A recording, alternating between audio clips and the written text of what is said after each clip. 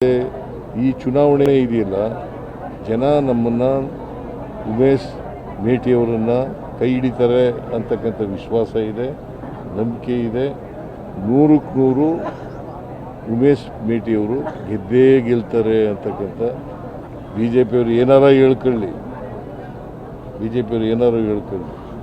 ಯಾಕೆಂತಂದರೆ ಅವರು ಅಪಪ್ರಚಾರಕ್ಕೆಲ್ಲ ಜನ ಮನ್ನಣೆ ಕೊಡಲ್ಲ ಅಂತಕ್ಕಂಥದ್ದು ಈಗಾಗಲೇ ಸಾಬೀತಾಗಿದೆ. ಅದರಿಂದ ಅವರು ಏನು ಹೇಳಿದ್ರು ಕೂಡ ಸುಳ್ಳು ಹೇಳೋದು. ಅವ್ರ ಜಾಯಮಾನ ಏನಪ್ಪ ಅಂತಂದರೆ ಸುಳ್ಳು ಹೇಳೋದು. ಅವ್ರ ಮನೆ ದೇವರೇ ಸುಳ್ಳು, BJPಯವ್ರ ಮನೆ ದೇವರೇ ಸುಳ್ಳು. ಅದರಿಂದ ಸುಳ್ಳು ಹೇಳ್ತಾರೆ, ಸುಳ್ಳು ಅಪಪ್ರಚಾರ ಮಾಡ್ತಾರೆ. ಜನಗಳಿಗೆ ಗೊತ್ತಾಗಿದೆ ಅವ್ರು ಸುಳ್ಳು ಹೇಳ್ತಾರೆ ಅಂತಕ್ಕಂಥದ್ದು, ಜನಗಳಿಗೆ ಗೊತ್ತಾಗಿದೆ. ಅದರಿಂದ ಅವರು ನಮ್ಮ ನೀತಿ ಏನಪ್ಪ ಅಂತಂದರೆ ಸಾಮಾನ್ಯವಾಗಿ ಯಾರು ಶಾಸಕರಾಗಿದ್ದರು ಅವ್ರು ಸತ್ತೋದ್ರೆ, ಅವ್ರ ಕಾಲವಾದರೆ ಅವ್ರ ಮನೆಯವರಿಗೆ ಕೊಡಬೇಕು ಅಂತಕ್ಕಂಥದ್ದು ಇಲ್ಲೂ ಕೂಡ ಅವ್ರ ಮನೆಯವರಿಗೆ ಕೊಟ್ಟಿದ್ದೀವಿ, ದಾವಣಗೆರೆಯಲ್ಲೂ ಕೂಡ ಕೊಟ್ಟಿದ್ದೀವಿ. ಸೊ ಎರಡೂ ಕಡೆ ನಾವು ಗೆಲ್ತೀವಿ.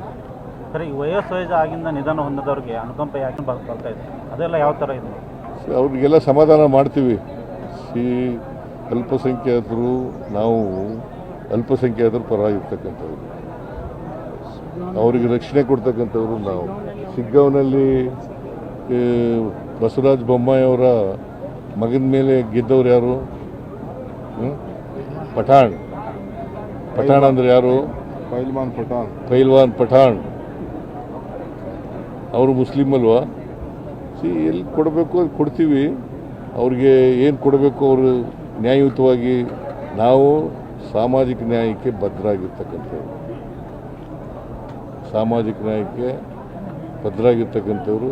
ಅವರಿಗೆ ಸೂಕ್ತ ಸ್ಥಾನಮಾನವನ್ನು ಕೊಡ್ತಕ್ಕಂಥದ್ದು ಕೂಡ ನಾವು ಮಾಡ್ತೇವೆ. ಅದು BJPಯವ್ರು ಕೊಡ್ತಾರಾ? ಒಬ್ಬರೇ ಮೇಲೆ ಇದ್ದಾರಾ BJPನಲ್ಲಿ? ಮುಸಲ್ಮಾನರು ಒಬ್ಬರೇ ಮೇಲೆ ಇದ್ದಾರಾ? ನಾವು ಕೊಡ್ತೀವಿ.